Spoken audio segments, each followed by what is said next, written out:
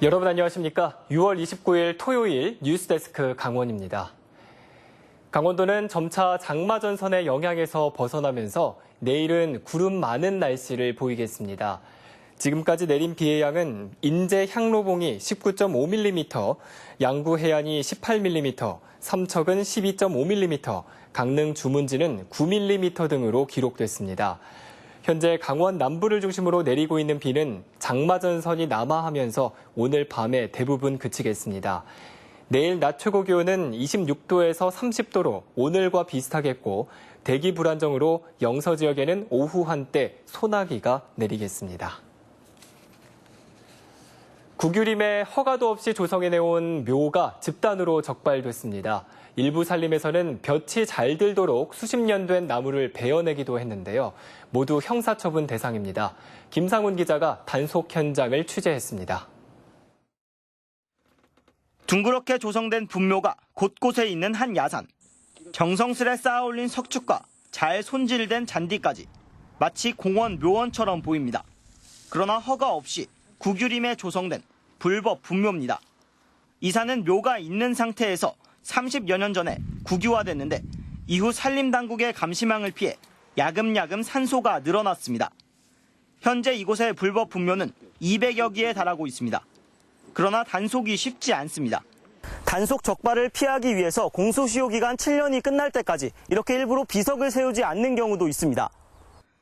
강원도 내 구규림에서 불법 분묘 조성은 곳곳에서 확인할 수 있습니다.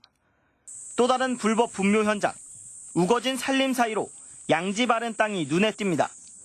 가까이 다가가자 잘린 나무 밑동만 덩그러니 남아 있습니다. 직경만 30cm가 넘는 수십 년 된 나무는 맥없이 넘어졌고 그 위로는 묘가 조성됐습니다. 묘지 인근에 볕을 잘 들게 하기 위해서 이렇게 굵은 나무 20여 그루를 베어냈습니다. 구규림에 묘를 조성하고 산림을 훼손하는 행위는 모두 불법으로 형사처분 대상입니다.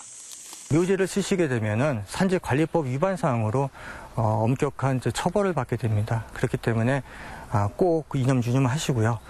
산림청은 오는 8월 말까지 항공사진 등을 통해 구규림 내 불법 분묘를 집중 단속할 방침입니다. MBC 뉴스 김상훈입니다. 참치라 불리는 참다랑어가 최근 도내에서 많이 잡히는데 이 배정된 어획 할당량이 적어서 어민들의 불만이 큰 상태입니다. 어민들은 소득 창출을 위해 이 할당량을 늘려야 한다는 입장이지만 실현 가능성은 높지 않아 보입니다. 이웅 기자가 보도합니다. 지난 19일 고성 가진항 앞바다에서 잡힌 참다랑어입니다. 성인과 맞먹는 크기에 무게는 180kg이나 됩니다. 참치라고도 불리는 이 참다랑어는 수협 위판을 거쳐 420만 원에 판매됐습니다. 수온 상승 등으로 동해안에서 잡히는 참다랑어가 늘면서 올해 강원도에도 참다랑어 어획 할당량이 처음 배정됐습니다. 올해 초 배정된 할당량은 1,680kg.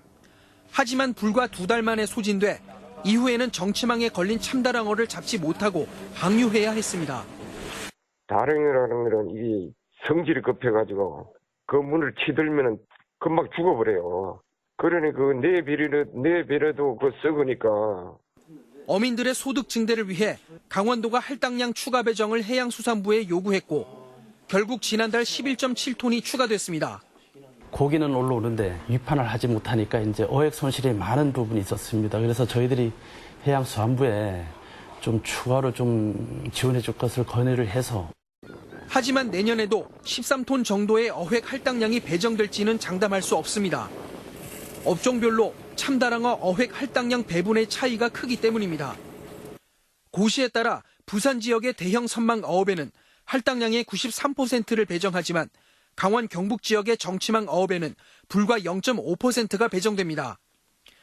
올해처럼 추가 할당량을 받으려면 부산 지역의 참다랑어 어획 실적이 저조해야 남는 할당량에서 일부를 배분받을 수 있습니다.